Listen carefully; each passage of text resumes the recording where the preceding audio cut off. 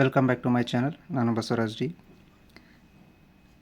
ಕೆಲವೊಂದು expected questions in practical examination ನಿಮಗೆ ನಾಳೆಯಿಂದ ಪ್ರಾರಂಭವಾಗುವಂಥ ಪ್ರಾಕ್ಟಿಕಲ್ ಎಕ್ಸಾಮಿನೇಷನ್ನಲ್ಲಿ ವೈವಾ ಸೆಕ್ಷನಲ್ಲಿ ಕೇಳ್ಬೋದು ಅಂತ ಕೆಲವೊಂದು ಎಕ್ಸ್ಪೆಕ್ಟೆಡ್ ಕ್ವಶನ್ಸ್. ಫಸ್ಟ್ ನಿಮಗೆ ಬಾರ್ ಪೆಂಡುಲಮ್ ಎಕ್ಸ್ಪೆರಿಮೆಂಟಲ್ಲಿ ಬಂದಾಗ ಇಲ್ಲಿ ನಿಮಗೆ ಕ್ವಶನನ್ನು ಇರ್ರೆಸ್ಪೆಕ್ಟಿವ್ ಆಫ್ ಎಕ್ಸ್ಪೆರಿಮೆಂಟು ಕೇಳ್ಬೋದು. ನಿಮಗೆ ಬಂದಂಥ ಎಕ್ಸ್ಪೆರಿಮೆಂಟ್ ಬಗ್ಗೆನೇ ವೈವಾ ಕೇಳಬೇಕು ಅನ್ನುವಂಥದ್ದು ಯಾವುದೇ ರೂಲ್ ಇಲ್ಲ. ಅವರು ಎಕ್ಸ್ಟರ್ನಲ್ ಎಕ್ಸಾಮಿನರ್ ಯಾರು ಬಂದಿರ್ತಾರೆ ಅವರ ಇಚ್ಛೆಗೆ ಅನುಸಾರವಾಗಿ ಯಾವುದೇ ಒಂದು ಪ್ರಶ್ನೆಯನ್ನು ಸಹ ಕೇಳ್ಬೋದು. ಅದು ನಿಮ್ಮ 8 ಎಕ್ಸ್ಪೆರಿಮೆಂಟ್ಗಳ ಮಧ್ಯದಲ್ಲೇ ಇರ್ತದೆ. ಇಲ್ಲಾಂದರೆ ನಿಮಗೆ ಸಿಲೆಬಸ್ ರಿಲೇಟೆಡ್ ಆದಂಥ ಕ್ವಶನನ್ನು ಕೇಳ್ತಾರೆ ಭಾಳಷ್ಟು ಸಲ. ಫಸ್ಟ್ ನಿಮಗೆ ಬಾರ್ ಪೆಂಡುಲಮ್ ಅಂತ ಬಂದಾಗ ಇದನ್ನು ಸಿಂಪಲ್ ಪೆಂಡುಲಮ್ಗೆ ಕಂಪೇರ್ ಮಾಡಿ ನೀವು ಆ ಉತ್ತರವನ್ನು ಕೊಡಬೇಕಾಗ್ತದೆ. ಫಸ್ಟ್ ನಿಮ್ಗೆ ವಾಟ್ ಈಸ್ ಆಸಿಲೇಷನ್ ಅಂತಲೂ ಕೇಳ್ಬೋದು.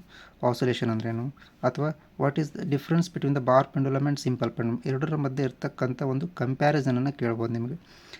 ಅದಾದ ಮೂರನೇ ಕ್ವಶನಿಗೆ ಒಂದು what is the centre of mass and centre of gravity. ಹೌದಾ, ನಾವು ಬಾರ್ ಪೆಂಡುಲಮ್ ಒಳಗಡೆ ಸೆಂಟರ್ ಆಫ್ ಮಾಸ್ ಮತ್ತು ಸೆಂಟರ್ ಆಫ್ ಗ್ರಾವಿಟಿ ಅನ್ನೋದನ್ನು ಕಲಿತೇವೆ. ಸೆಂಟರ್ ಆಫ್ ಮಾಸ್ ಅದರಲ್ಲಿ ಸೆಂಟರ್ ಪಾಯಿಂಟ್ ಒಳಗೆ ನಾವು ಆಸೋಲೇಷನ್ ತೊಗೊಂಡ್ರೆ ಏನಾಗ್ತದೆ, is it possible to take the oscillation centre point or centre of gravity, ಈ ಥರದ ಒಂದು ಪ್ರಶ್ನೆಯನ್ನು ಕೇಳ್ಬೋದು. ಆಮೇಲೆ what is the rigid body, ಯಾಕಂದರೆ ನಾವು ಬಾರ್ ಪೆಂಡುಲಮ್ ಅಂತಂದರೆ it is a rigid body ಅಂತ ಕರಿತೀವಿ ನಾವು. ಓಕೆ, ರಿಜಿಡ್ ಬಾಡಿ ಅಂದರೆ ಏನಂತ ಕೇಳ್ಬೋದು, ವಾಟ್ ಈಸ್ ಇಟ್ಸ್ ಡೈಮೆನ್ಷನ್ ಕೇಳ್ಬೋದು, SI ಯೂನಿಟ್ ಕೇಳ್ಬೋದು.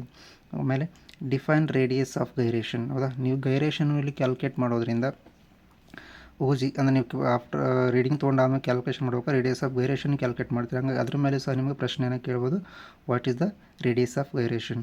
ಆಮೇಲೆ ನಿಮಗೆ what is acceleration due to gravity. ನೀವು ಫೈನಲಿ ಏನು ಕ್ಯಾಲ್ಕುಲೇಟ್ ಮಾಡ್ತೀವಿ ನಾವು ಇಲ್ಲಿ ಎಕ್ಸಲರೇಷನ್ ಡ್ಯೂ ಟು G ವ್ಯಾಲ್ಯೂನ ಫೈಂಡ್ ಔಟ್ ಮಾಡ್ತೀವಿ ನಾವು. ಹಾಗಾದರೆ ಎಕ್ಸಲರೇಷನ್ ಡ್ಯೂ ಟು ಗ್ರಾವಿಟಿ ಅಂತಂದ್ರೇನು. ಮತ್ತು ಇನ್ನೊಂದು ಪ್ರಶ್ನೆ ಕೇಳೋದು, what is the difference between the capital G and small g, gravitational force and acceleration due to gravity ಮಧ್ಯೆ ಇರ್ತಕ್ಕಂಥ ಎರಡರ ಮಧ್ಯೆ ಇರ್ತಕ್ಕಂಥ ಒಂದು ವ್ಯತ್ಯಾಸ ಏನೆನ್ನೋದನ್ನು ಸಹ ಕೇಳ್ಬೋದು ನಿಮಗೆ. ಅದು ಬಿಟ್ಟರೆ next parallel axis theorem parallel axis ಥಿಯರಮಿಗೆ ಬಂದ್ರಿ ಅಂತಂದರೆ ಇಲ್ಲಿ ಕೇಳಬಹುದಂಥ ಕೆಲವೊಂದು ಎಕ್ಸ್ಪೆಕ್ಟೆಡ್ ಕ್ವಶನ್ ಅಂದರೆ ಬಾರ್ ಪೆಂಡುಲಮಲ್ಲಿ ಇರ್ತಕ್ಕಂಥ ಸಿಮಿಲರ್ ಕ್ವಶನ್ ರಿಪೀಟ್ ಆಗ್ಬೋದು ನಿಮಗೆ. ಬಟ್ ಅದನ್ನು ಬಿಟ್ಟು ಕೆಲವೊಂದು ಎಕ್ಸ್ಪೆಕ್ಟೆಡ್ ಕ್ವಶನ್ಸ್ ಅಂತಂದರೆ what is the parallel axis theorem, definition of parallel axis ಥಿಯರಮ್ನ ಕೇಳ್ಬೋದು. ಅದನ್ನು ಸಹ ನೀವು ಓದ್ಕೊಂಡಿರ್ಬೇಕಾಗ್ತದೆ.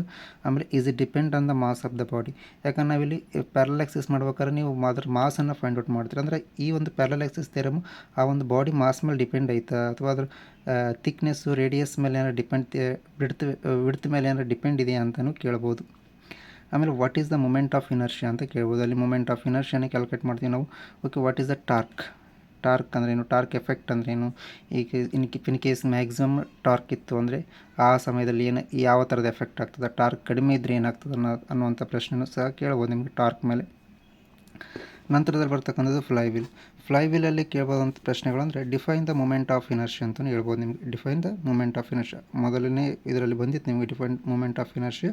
ಇಲ್ಲೂ ಸಹ ಮೂಮೆಂಟ್ ಆಫ್ ಇನರ್ಷಿಯಾ ಅಂದರೆ ಏನಂತ ಕೇಳ್ಬೋದು. ಅದು ಬಿಟ್ಟರೆ ವಾಟ್ ಈಸ್ ಅಪ್ಲೈಡ್ ಕಪಲ್. ನಾವು ಅಪ್ಲೈಡ್ ಕಪಲ್ ಅಂದರೆ ಸಮ್ ಫೋರ್ಸಸನ್ನು ಅಪ್ಲೈ ಮಾಡ್ತೀವಲ್ಲ, ಕೆಲವೊಂದು ಮಾಸನ್ನು ಆ್ಯಡ್ ಮಾಡ್ಕೊತ ಹೋಗ್ತೀವಿ, ಅಲ್ಲಿ ನಮಗೊಂದು ಫೋರ್ಸ್ ಜನ್ರೇಟ್ ಆಗ್ತದೆ. ಅಂದರೆ ಅಪ್ಲೈಡ್ ಕಪಲ್ ಅಂತಂದ್ರೇನು, C=mgr, mass into gravity into radius of the flywheel, radius of the axle bar of the flywheel.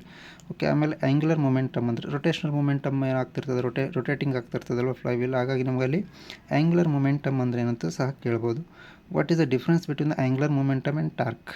ಯಾಕಂದ್ರೆ ನೀವು ಇಲ್ಲಿ ಮೂಮೆಂಟ್ ಆಫ್ ಇನರ್ಷಿಯಾ ಅಂದರೆ ಒಂದು ಥರದ ಡೆಫಿನೇಷನ್ ಹೇಳ್ತೀವಿ, it is a ratio of angular momentum and torque ಅಂತ ಹೇಳ್ತೀವಿ. ಹಾಗಾದರೆ what is the difference between the angular momentum and torque, ಇಂಥ ಸಂದರ್ಭದಲ್ಲಿ ನೀವು ಅದರ ಡೆಫಿನೇಷನನ್ನು ಹೇಳಿದ್ರು ಸಹ ಓಕೆ.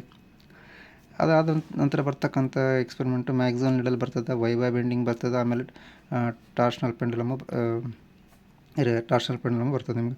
ಸೊ ಇವೆಲ್ಲ ಈ ಮೂರು experiment dependent on the elasticity of the material. ಹಾಗಾಗಿ ಎಲಾಸ್ಟಿಸಿಟಿ ಅಂದರೆ ಏನಂತ ಕೇಳ್ಬೋದು ನಿಮಗೆ. ಅದಾದ್ಮೇಲೆ ಡಿಫೈನ್ ಸ್ಟ್ರೆಸ್ ಆ್ಯಂಡ್ ಸ್ಟ್ರೈನ್ ಅಂತಲೂ ಕೇಳ್ಬೋದು. ಅದಾದ್ಮೇಲೆ what is the Young's modulus ಅಂತಲೂ ಕೇಳ್ಬೋದು. ಆಮೇಲೆ what is the elastic limit, ಆ ಒಂದು ಮಟೀರಿಯಲ್ಗಳಿಗೆ ಇರ್ತಕ್ಕಂಥ ಲಿಮಿಟ್ ಏನಂತ ಕೇಳ್ಬೋದು. ಸ್ಟಿಫ್ನೆಸ್ ಅಂದರೆ ಏನಂತ ಕೇಳ್ಬೋದು, ಸ್ಟಿಫ್ನೆಸ್ ಆಫ್ ದ ಮಟೀರಿಯಲ್ ಅಂತ ಕೇಳ್ಬೋದು.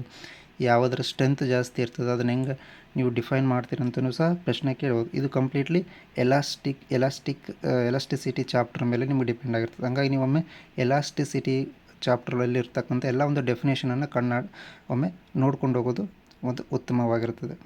ಅದಾದ್ಮೇಲೆ ನಿಮ್ಗೆ ಫೈನಲಿ ಬರ್ತಕ್ಕಂಥದ್ದು ವೆಲಾಸಿಟಿ ಆಫ್ ಸೌಂಡ್. ಅಲ್ಲಿ ನಿಮ್ಗೆ what is the velocity of sound, ಅದು is it depend on the density of the material ಅಂತ ಕೇಳ್ಬೋದು.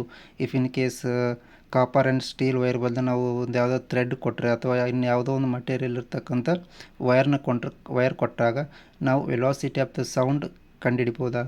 ಅದನ್ನು ನೀವು ಒಂದು ಯಾವುದಾದ್ರು ಬೇರೆ ಮಟೀರಿಯಲಲ್ಲಿ velocity of sound find out ಮಾಡಬೇಕಾದ್ರೆ ನಿಮಗೆ ಯಾವ ಒಂದು ರಿಕ್ವೈರ್ಮೆಂಟ್ ಬೇಕಾಗ್ತದೆ ಅಂತಕ್ಕಂಥ ಅಬ್ಸರ್ವೇಷನಲ್ಲಿ ಹೇಳ್ತಾರೆ. Density and elasticity of the material ನಮಗೆ ಬೇಕಾಗ್ತದೆ. ಆ ಥರದ ಒಂದು ನೀವು ಉತ್ತರವನ್ನು ಕೊಡಬೇಕಾಗ್ತದೆ.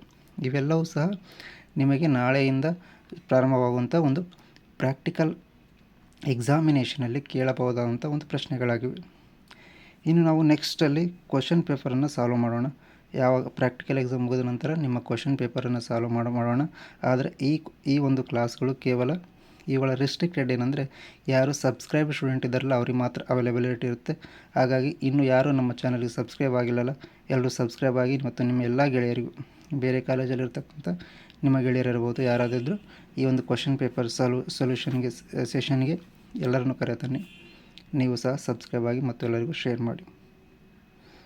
Thank you.